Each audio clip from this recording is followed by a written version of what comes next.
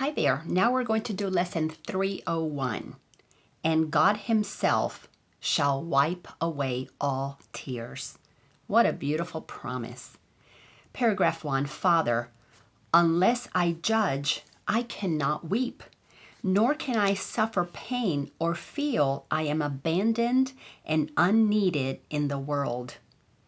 This is my home because I judge it not, and therefore is it only what you will. Let me today behold it uncondemned. Through happy eyes, forgiveness has released from all distortions.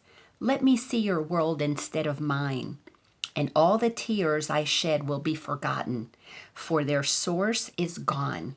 Father, I will not judge your world today.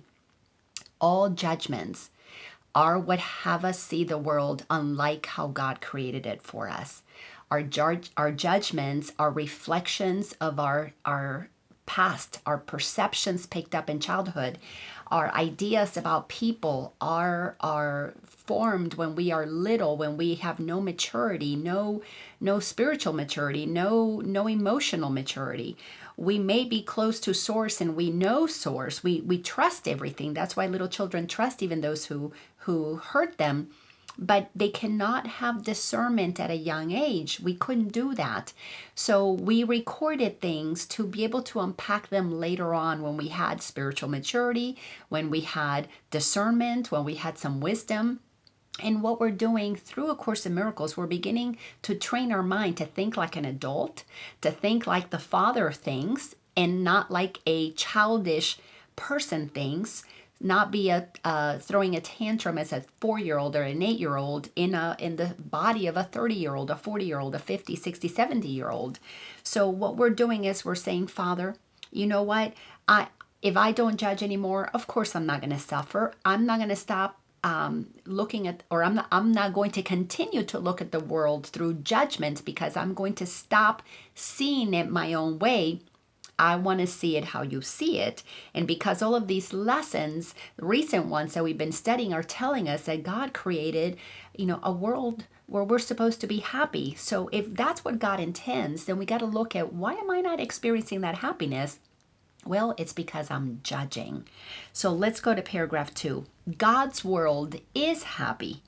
Those who look on it can only add their joy to it and bless it as a cause of further joy in them. Once we decide to look for what is happy out there, and we will find it if we make that decision to be vigilant for only the kingdom of heaven, and we look at the world and find the nuggets of happiness. They're everywhere. You can see the silver lining, if you want to call it that.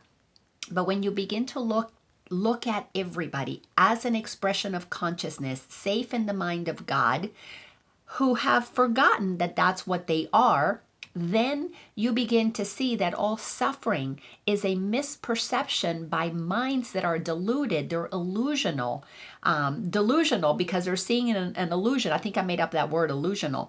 They are seeing things that are not there, because they're projecting the very childhood misperceptions that are being projected on the world so that we get to choose again. Can I see this with compassion, with love, with kindness, instead of with fear? If I can shift it to seeing it with compassion, I am going to find that underneath what is happening is a seed for happiness. There is the potential for joy to arise for those who shift their perception. This is a work that we are doing. We've shifted our perception. So once we shifted our perception, our job is to see the happy world, look for the silver lining out there, and hold that. That is what anybody can discover if they so choose to. So let me read this again. God's world is happy. Those who look on it can only add their joy to it and bless it as a cause of further joy in them. I truly enjoy observing things that could be perceived as not nice, because I know that there is a lesson there for my brothers and sisters. I hold the vision that they're going to find the lesson. I hold the vision that they are going to be able to take what is happening, turn it around, shift their perception, find love, find forgiveness, and have it be a return to love, a return to the Father. And the reason I enjoy, I don't care what is happening, is because my work is to hold the vision that everybody is powerful. I enjoy seeing people as powerful. I don't enjoy suffering, but I enjoy seeing that the one who suffers is powerful. They just don't know it. I enjoy in my heart knowing that that's how I see them. And that's how I activate joy in me, is because I like to look for what is real, what is true, according to what I have learned, according to what I feel inside is the truth of me. Because if I don't see their joy, I can't feel mine. Giving and receiving are one. If I don't see their power, I can't feel mine. Giving and receiving are one. If I see their suffering, giving and receiving are one. I'm going to suffer with them. Me suffering with somebody who's suffering does not help them. Me holding a vision of that they're using their power with lack of awareness is helping, because I am holding a vision that they can connect with that power. And if I see them as that, I am activating the universe. I am activating consciousness. And guess what? I have just communicated to Holy Spirit, let me know, because if I'm holding a vision of them being capable, let me know how I can help. I may get a nudge to go say something. I may get a nudge to send a message. I may get a nudge to tell somebody to go and do something. I may get a nudge to just send love. And that may just be what the Holy Spirit uses. This person feels loved, and for a second they feel loved, and all of a sudden they stop what they're doing and they shift their perception. We don't know what anything is for, and we need to live inside of that not knowing, in the paradox of the also knowing that when we choose for what is true, truth can be used to elevate those who in a moment of suffering know not what they are doing. This is just so beautiful. So we wept because we did not understand, but we have learned the world we saw as false, and we will look upon God's world today. I made the commitment that I am only going to see the world through the eyes of God.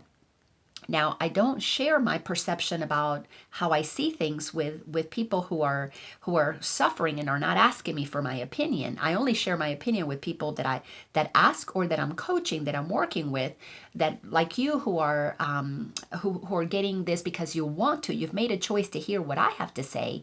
Then I do share, because there's a permission inherent in your request for this information.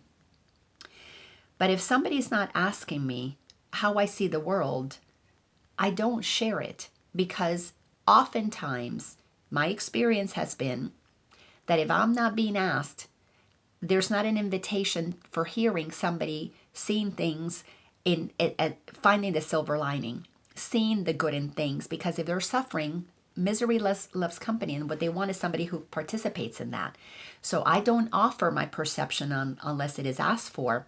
But I always extend my perception of the truth that I see, because I align with God in extending love, in extending truth. So let me read the title of this lesson again, 301. And God himself shall wipe away all tears. God has wiped away my tears because I chose to see the world as God created it. And God's world is happy, and so is mine.